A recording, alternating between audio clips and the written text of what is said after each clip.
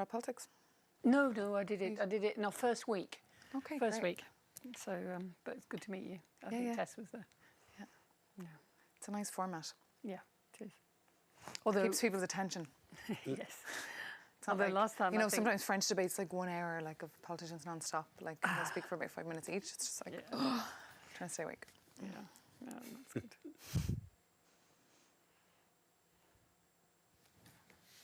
We've got 22 comments already on Facebook. If I want to go out and speak to Ali, can I unplug myself? No. We're literally on air in 30 seconds. Now. Sorry. Do you have something urgent to tell him? No. Okay. What is a national embarrassment is the fact that there's otherwise accepted. We haven't had a test call. Oh no, it's too late now. Okay.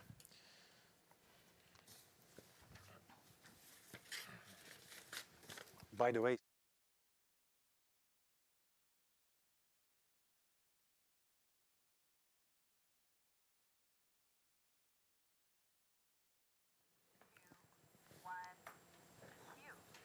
We've heard from all of the politicians on today's stories, and now it's your turn. Indeed, we are live and we are ready to hear from you.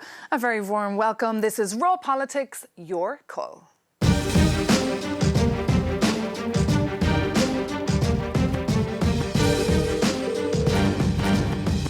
On your call tonight, the United Kingdom, united only in name perhaps. 3 years on from the Brexit vote, it's deadlock in the UK, which has clocked up 3 Brexit delays and 3 prime ministers. The latest, Boris Johnson, racking up an unprecedented 4 defeats in his first 4 parliamentary votes. Brexit has divided Parliament, divided the public, and dominated countless EU summits. So we're asking, is Brexit becoming a national embarrassment? One solution to the Brexit deadlock could be a general election. Boris Johnson says he wants one, though reluctantly. Meanwhile, Labour isn't keen for now. But there's no guarantee that a new parliament would be any less divided. So we want to know, would a UK election solve anything? La première urgence, c'est de protéger les femmes victimes de violences conjugales. Taking action. France launches a crackdown on violence against women. It comes as the number of women killed by their partners so far this year reaches 100. But it's not just a problem in France. Romania, Hungary and Finland have some of the highest femicide rates in Europe. So we're asking, Does the EU need to do more to stop violence against women? get involved and have your say. Is Brexit becoming a national embarrassment? Would a UK election solve anything? And Does the EU need to do more to stop violence against women? this is your call.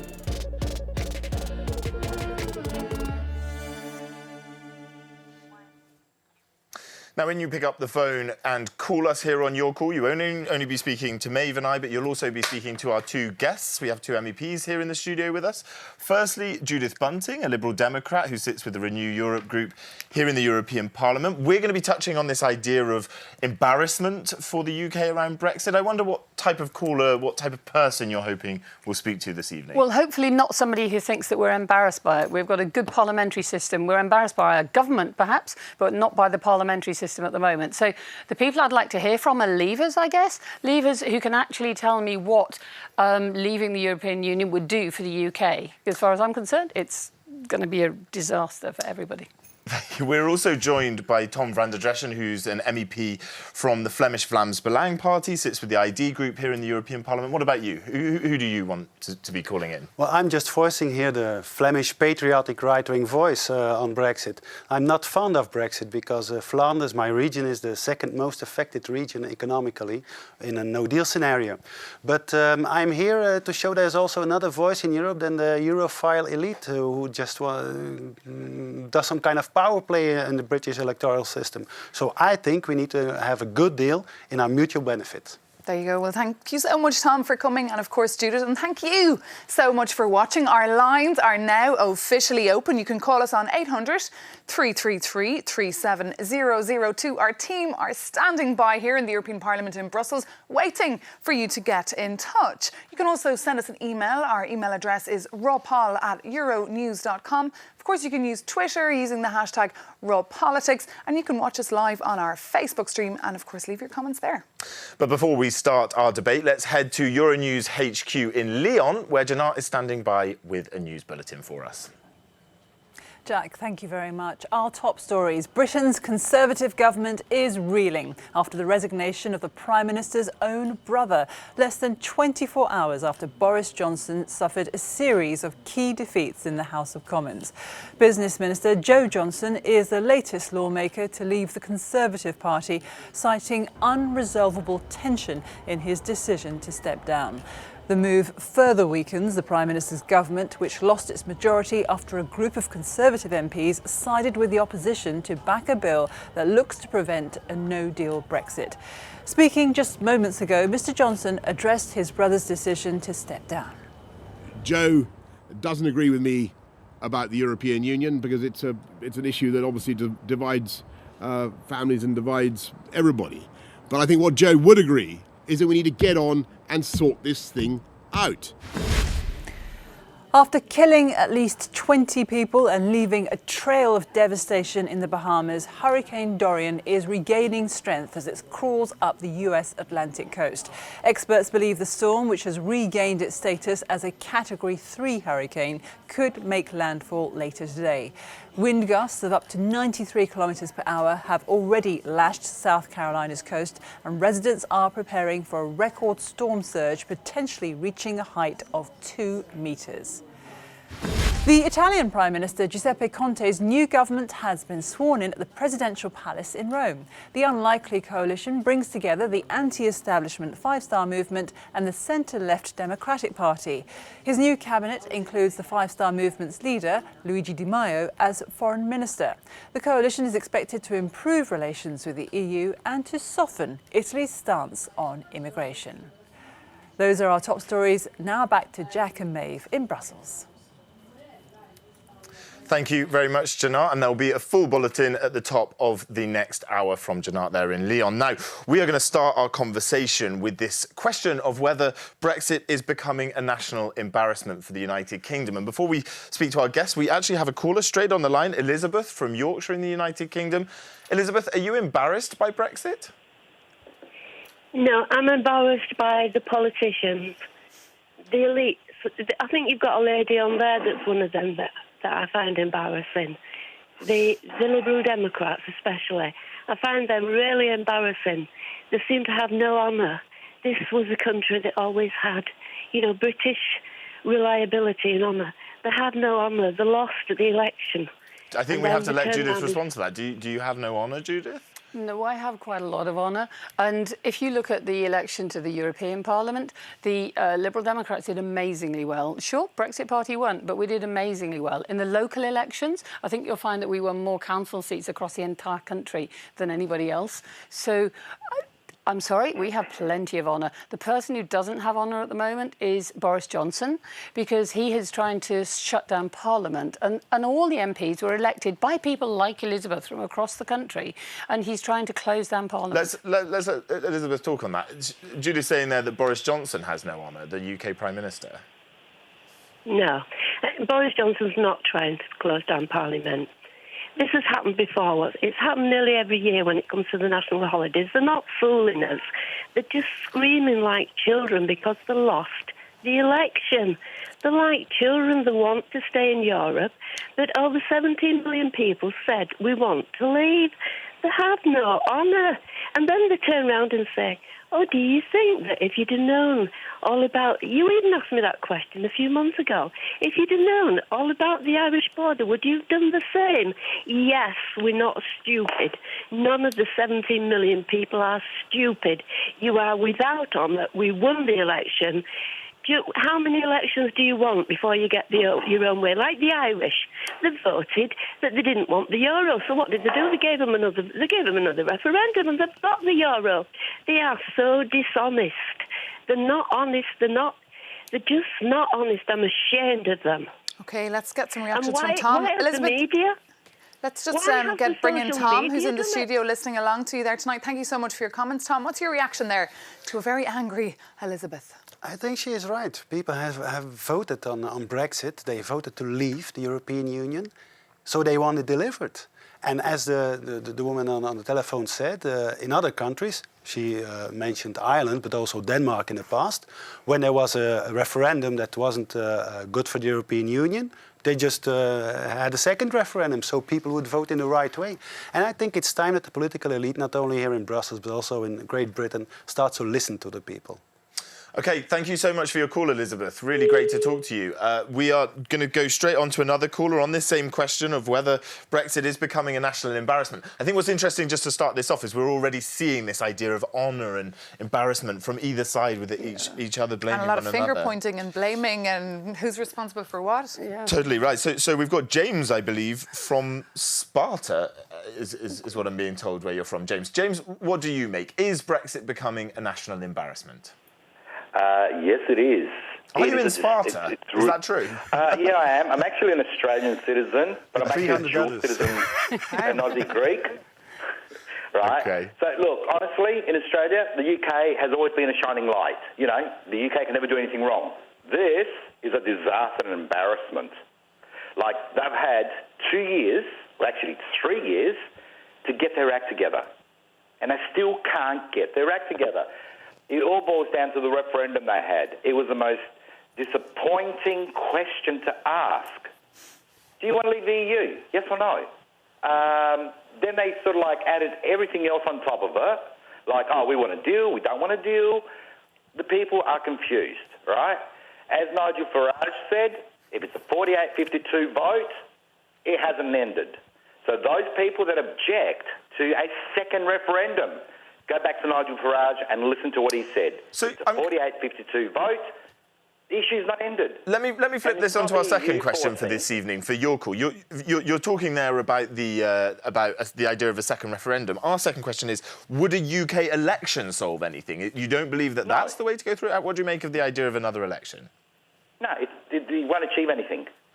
All it's going to do, in all honesty, the UK has a deadline, right? End of October.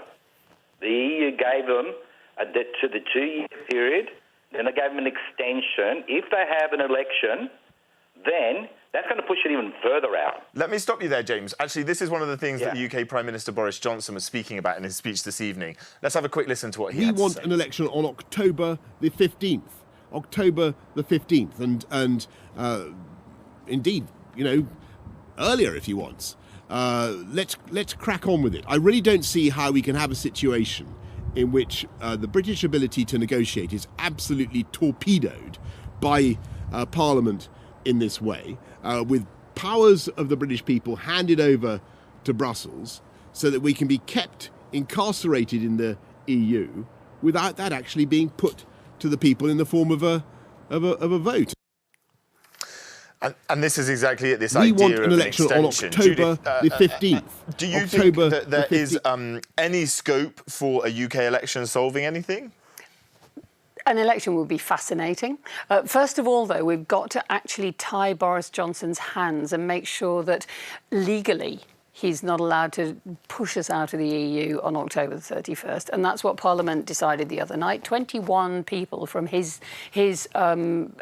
party, from the Conservative Party, went against their government. And that's because Boris Johnson's just not talking sense at the moment. He's blustering all the while. And what we have now is a bill which is likely to be passed by Friday, get legal assent on Monday, royal assent on Monday, so that he legally cannot just pull us out of the European Union without any kind of deal. And everybody knows, I mean, even Tom agrees that that would be terrible for the economy of the British Isles. It'd be terrible for everybody, even who voted leave. We cannot push our country into recession just to keep Boris Johnson afloat. And we heard there from Boris Johnson today saying that he'd rather be found dead in a ditch than ask the Europeans for an extension. Tom, what would be your position on that? If you were Boris Johnson, would you have something similar to say, or would you have a different take? I'm not Boris Johnson. I cannot look inside of his head. I'm just an observer from the continent. But if I observe correctly, the deal which was on the table wasn't a deal because British Parliament voted it down. They didn't agree on the Even so-called though British deal. negotiators worked So- on it together with the UK for or with Yes, the EU but for Parliament didn't back the deal of Theresa May made. So you need another deal. Boris Johnson went to Angela Merkel and President Macron, and he was looking, I think, for some kind of space to negotiate. I guess he didn't got it. He didn't got the leverage for it. What kind of leverage should he need? He needs power in Parliament. If he can have some kind of deadline, then we are going to leave. You know, there has been studies at the Catholic University of Leuven on who benefits or loses the most actually on a no-deal Brexit scenario. And it is the European Union. So he could get some kind of leverage if he has an ultimatum datum. So I understand his tactical move. Now it appears that he does not have any majority in Parliament. So I think the best thing for the British people is to go to the ballot box and decide on it. And I think this will be some kind of second referendum, to be honest. OK, so we have another caller on the line. Keep on picking up the phone. Join our debate here in the European Parliament. We've got Voru from Bucharest on this idea of whether Brexit is a national embarrassment. What do you think? Is it? Hello, good evening. Good evening. Well, first of all, to answer that question, I would like to put another question to you. How can, many people pointed out, how can a referendum be ignored? You know, millions of people voted for Brexit, and now how can that be reversed? First of all, I just want to mention I'm from a pro-EU country, and we're very disappointed UK is leaving. We would rather had UK back into the EU, but how can that happen after the referendum? And the second question, if that is ever possible, how can UK been reintegrated with the other countries after this debacle? So, Voru, are you saying that the source of sort of embarrassment is the fact that the result of the referendum hasn't been able to be implemented? Is that how you would feel if it were happening in Romania? Yes, it's pretty. I think it's an awful result. But saying that people were not educated enough to understand the implication. I don't know. You're kind of hurting their feelings. No, I mean you're implying that British people do not know what they want and what they do, and some elite in the Parliament do, and they will take charge. This is how I see it.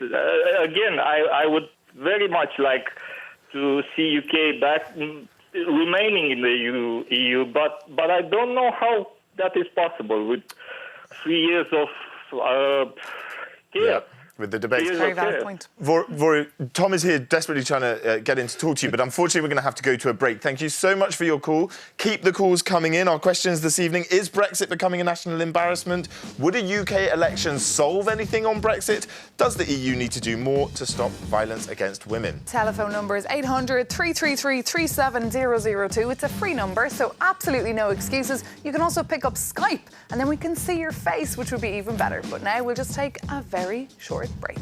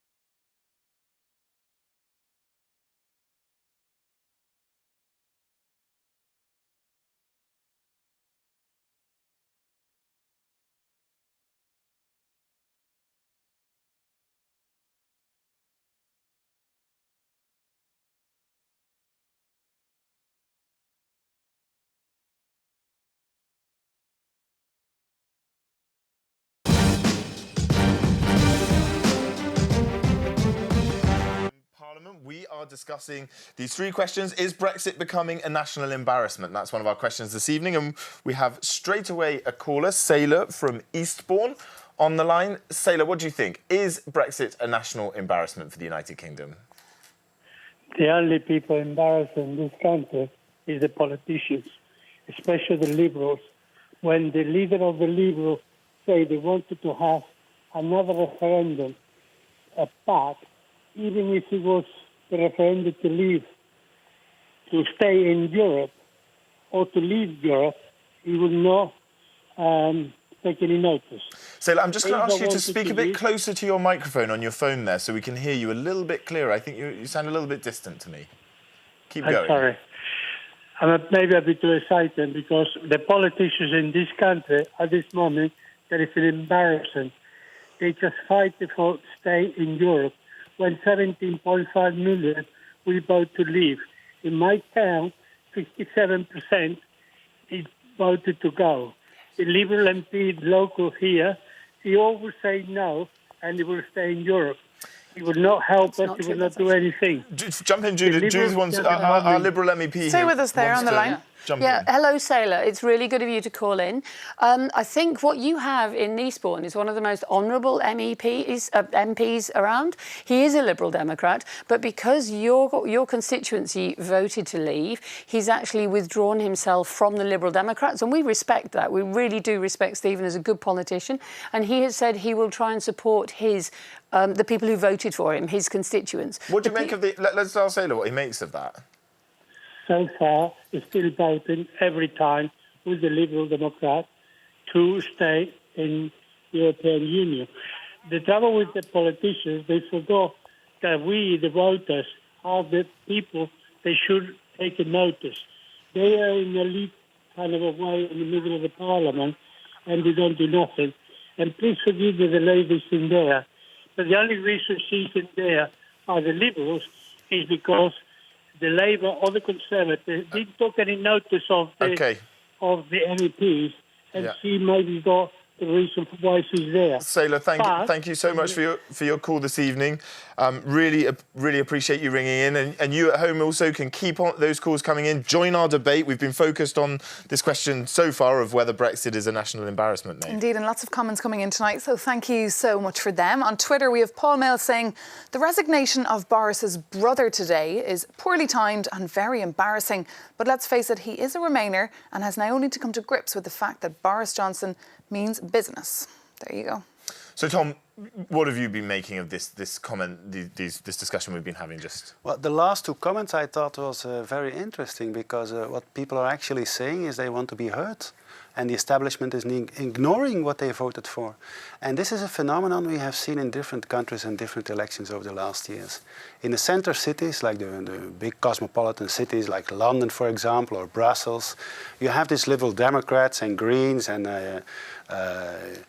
Euro fanatics, I would like to call them. And basically, they're the winners of the globalization process. And when you go into the suburbia, or in the United States, former blue-collar regions who were held by the Democrats for a long time, then you see there's a flip. There's a new kind of break in society. It's not no longer the left versus the right, or the conservatives versus Labour or something like that. No, it's more a tendency in many countries of ordinary people just wanting to take control back over their country. Yeah. They want to feel home. And I think this is also an aspect that has been neglected in Brexit. And I think it would be a pity for people to believe in democracy if politicians wouldn't deliver. It's certainly a huge point, and definitely Brexit has, especially in the United Kingdom, divided across the party lines. Mm-hmm. The one party that has sort of stayed on message, really unified as a pro-EU party, has been the Lib Dems. This is very true. It's very true. And this is just for the question that we were asking. Yes. Would an election solve something? You would expect to do well. Yes. What do you think a stronger Lib Dem majority in the Parliament would bring? What we would bring is a chance for people to really go back and vote on Europe now that but all of us... you're not going to get into government, though.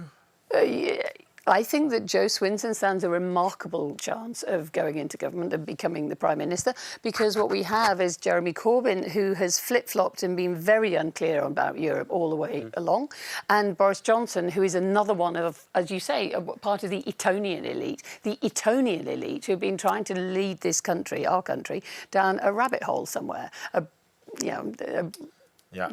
OK, well, give us a call from home. Are you fed up with the Etonian elite? Are you a European that feels disenfranchised and wants to see referendum results put through? And meanwhile, we have Philip Stewart here, who's been writing into us on Twitter tonight, saying that the embarrassment actually is that any UK citizen believe certain politicians that there is a leave option other than the current deal or no deal, or just that Johnson is the Prime Minister. So there you go. That was Philip Stewart. A lot of people, Tom, have a big problem with Boris Johnson, and you know, he's been mocked for his position as London mayor when he was sort of hanging from those wires, etc. Do you think a figurehead like that causes, you know, the reason that we're speaking about this question of this idea of national embarrassment? Well, I must admit, in Flemish media, mainstream media, he's depicted as some kind of clown who is now in charge and does not know what he has to do, what the plan is. What do you think? Do you agree with that assessment? No, absolutely not. I don't agree. I think he's right on schedule. He knows what he's going for. He's going, like I said, for this ultimatum towards the European Union on a no deal, because that hurts the European more than it hurts Great Britain. I think within the European Union there are forces like my party, for example, or within the ID group as a whole, who want another kind of deal. We want good relationships with Great Britain in our mutual benefit, as we have with Switzerland, for example, or Norway, or any other country. So there must be another deal. And you know why? There's this bad deal that it got, I think, 3 or 4 times voted in Parliament. Why is it a bad deal? Because the European wants it to be a bad deal. Because if Great Britain can leave on an easy way, others will follow. Poland will follow. Hungary will follow. Let's pick up on that a bit later. We've got Keith from Hampshire on the line, who's going to talk to us about whether Brexit is becoming a national embarrassment. Keith, what do you think? I think it is a national embarrassment, but the reason it's a national embarrassment is because parties are putting their politics and their parties first and not the nation. And I also think that there's a lot of hypocrisy. And the reason for the hypocrisy is that we've had 3 votes in Parliament. All have voted against the backstop. And if the Irish government and Varadkar and the rest of the EU think that we, after the years of fighting to keep it out of the hands of the IRA, are going to give up our sovereignty, because that's what it means. What this is all really about is a land grab by the Irish government and Varadkar to say, I've unified Ireland. It isn't going to happen. That is certainly not the position that the European Union is suggesting. They're saying that they need to ensure that there's no hard border on the island of Ireland through regulatory differences, though. Well, we're not going to put up a hard border. They are.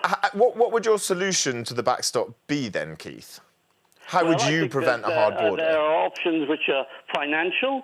If you look at them, if you look at the trade, we could. I've put a paper up to the DUP already and to the ERG, wherein we as a country would pay the money to Southern Ireland, the tariff. That's one simple answer. Then you might say, well, what about the lorries that's got to come in and go to Dover? When you look at the statistics, they're very small and would be very easy to control. And by the way, very few lorries are actually examined. I think it's less than 5%, but I'd have to review my figures to be certain of that. OK. But this is all a nonsense. This is not about economics. This is about the EU being very, very difficult. We're not going to put a border up. We've made it quite clear. They're going to put the border up. The EU says it definitely won't, but that there would be regulatory differences. Keith, thank you so much for your call this evening. We're going to head to a short break. I'll just remind you of our questions this evening. Keep the calls coming in. Our first question, is Brexit becoming a national embarrassment? Would a UK election solve anything on Brexit? Does the EU need to do more to stop violence against women? In just a minute, we'll be speaking to Ellie in the Netherlands. But first, a very short break. See you in just a sec.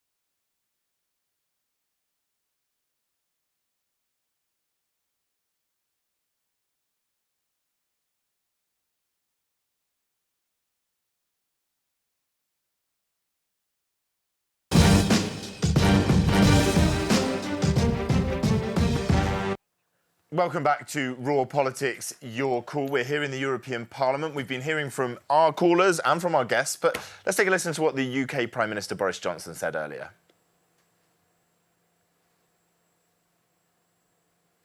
And would you I'd rather be dead in a ditch.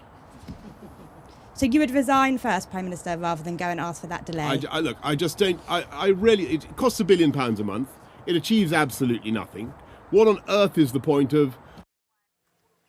And that was on the discussions of whether there should be an extension, whether he would be willing to come to Brussels and ask for a further extension to Brexit. Well, let's get some thoughts now from Ellie in the Netherlands, who's calling in tonight. Ellie, good evening to you and thank you so much for your call. First question to you, is Brexit becoming a national embarrassment, do you think? I think it is. I'm following the politics since half a year, and I've seen that it's embarrassing to see that in England, in Great Britain, it's two parties, and they are not looking for a solution. They are only busy for their own party. In Holland, we got 5 parties to collaborate in and to listen. And what's your solution? What's your solution? What's your solution? And what comes the best solution for the plan? After Theresa May, one of the European presidents said, well, we give you an extension and go to work. And they haven't, you didn't work at all because you don't have a plan. What is the plan? What is the solution for the backstop? What is the solution? And we do remember the words, of course, of Donald Tusk a couple of months ago when he gave that extension. He said to the UK, use that time wisely. They haven't really used it very wisely, Tom, have they? Or Judith, you want to say something? I do. I think that the Conservative Party have not used the time wisely at all. And one of the problems here is that Parliament has not been respected. So Theresa May didn't come and talk to Parliament about it. She talked to her own government, her own cabinet, and to the ERG, who are the right-wingers. She did not talk to Parliament. Boris Johnson, he does not want to talk to Parliament. And I think that one of the most wonderful things that we've seen in the whole Brexit debate is that debate in Parliament last Monday evening, when Parliament took back control of the whole debate. And that's what we needed to see happen, because we've had government trying to ignore the views of the people. And I mean there, the people, the 16 million people who didn't vote for Brexit. And I understand that the 17 million did, but they weren't given the full information. And now we have better information. We should all, Leavers as well as Remainers, have an opportunity to vote in a legal debate. But Judith, just one line answer. If there was another referendum tomorrow, do you think that you would win? That the Remain sort of... I think that the British people want to remain in Europe now. Tom, you had something you wanted to say there. I cannot look into the future if the British people in the second referendum would remain or choose for Brexit. But what annoys me enormously is that people have voted on a majority and they are being treated as being dumb, unintelligent, uninformed. If they were informed, they would choose otherwise. Yeah. This is just ridiculous. But it was an uninformed referendum. It's not the people who were stupid, it was the referendum that was stupidly framed. Let's continue this conversation with Ramsey, who's in Beirut, I believe, who's going to join us on Skype. We're going to be able to see his face, I hope. Ramsey, what do you make? Is Brexit becoming a national embarrassment for the UK? First of all, can you hear me? Yeah, we can hear hello, you. We can see you. Well, I'm impressed because apparently you have a table of mind readers over there. Whose mind are we reading? You all seem to be reading my mind, I think, because picking up from the last point, the reason I rang in was to say that, yes, it is a national embarrassment, not becoming so, but has been almost from day 2, and because of what I would call a logic deficit. I wouldn't call the British electorate or voters stupid, but they have indeed been ill-informed and ill-served. Yes. What was missing from the debate from day 2 and is still missing till now is clarification that there is a logical inconsistency between, on the one hand, treaty obligations, i.e. the Good Friday Agreement, requiring smooth freedom of flow between Northern Ireland and the Republic of Ireland, along with the basic customary freedom of movement within the EU. Therefore, unless we have some kind of border between mainland Britain and Northern Ireland, then Northern Ireland will become basically a leaky side door between the UK and the EU. Let me let Tom respond to that. A leaky side door between the EU and the UK, Tom? Is that Singapore how on you the see it? Thames, that's what one official said this week. The problem is that this European Union is getting larger and larger and larger with more competences every day with every treaty, no matter what people are voting. So the thing is, I think if people in Great Britain mean Brexit, getting out of this European Union, they are not going to live on another planet or something like that. They are staying where they are, but they want a good deal. They want to have good business, good trade. Yeah. So I think these subjects are on the table. And this is what I'm saying again and again. The so-called deal isn't approved by Parliament for 3 or 4 times. So there is no deal. So you need another deal. Let's have a quick response from Ramsey. Just before we head to a break, Ramsey, what do you think? Do we just need another deal? We can only go forward sensibly once the inconsistency I've pointed out has been explained clearly. Otherwise, we are wasting our time because we'll be going round in circles, not fulfilling the desires, albeit misplaced, of those who voted leave, or not fulfilling completely our treaty obligations. Before we go any further, the logical constraints of the situation need to be made clear. Ramsey, thank you so much for calling in on Skype. Great to see your face. We're going to continue our debate, as I say, after the break. Our 3 questions: is Brexit becoming a national embarrassment? Would an election in the UK solve anything? And does the EU need to do more to stop violence against women? There you go. Our lines will be open for about 7 more minutes. The number is 800 333 37002. You can tweet to us using that hashtag #RawPolitics or email us at rawpolitics@euronews.com. But first, a very short break.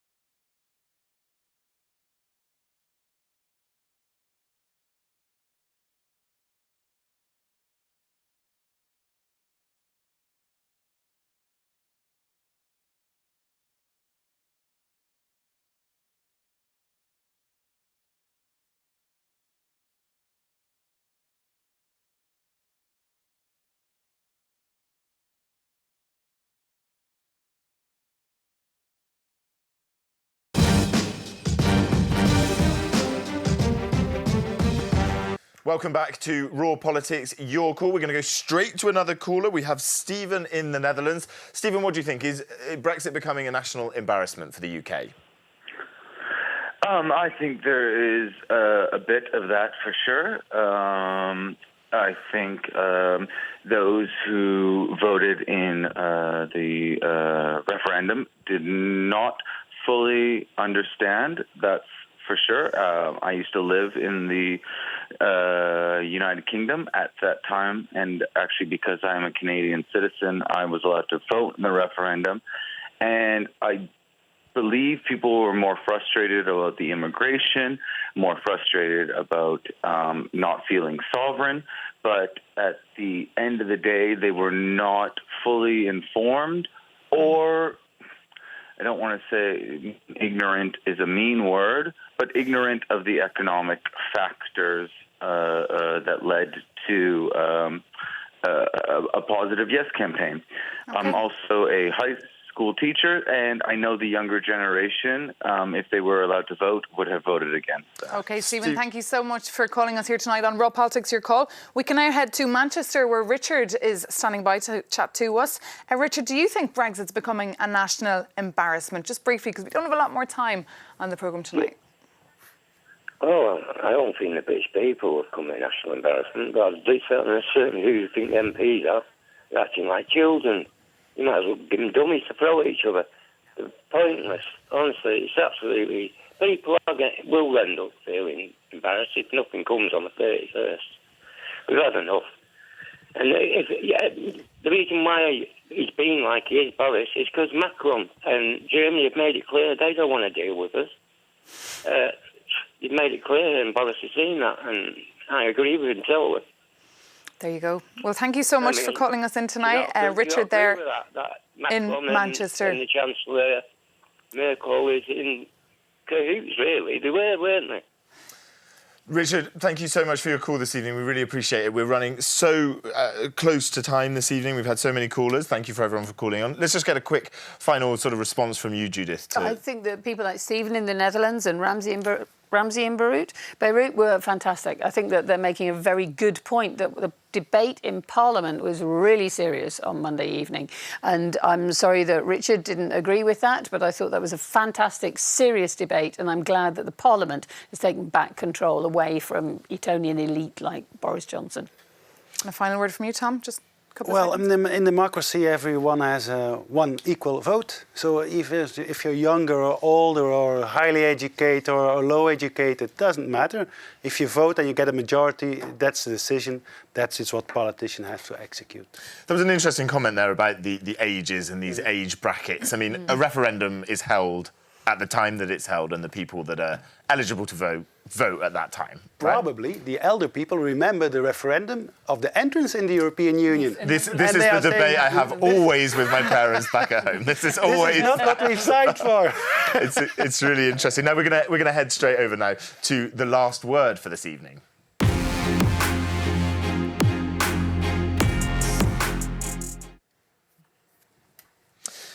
And our last word comes from the UK Prime Minister's brother, Joe Johnson, him tweeting out to say, "It's been an honour to represent Orpington for 9 years and to serve as a minister under 3 Prime Ministers. In recent weeks, I've been torn between family loyalty and the national interests. It's an unresolvable tension and time for others to take over." Hashtag over and out. Interestingly, a Raw Politics regular contributor here in Brussels, Jennifer Baker, she tweeted out saying, "Joe Johnson resigning to spend less time with the family rather than more time." British humour.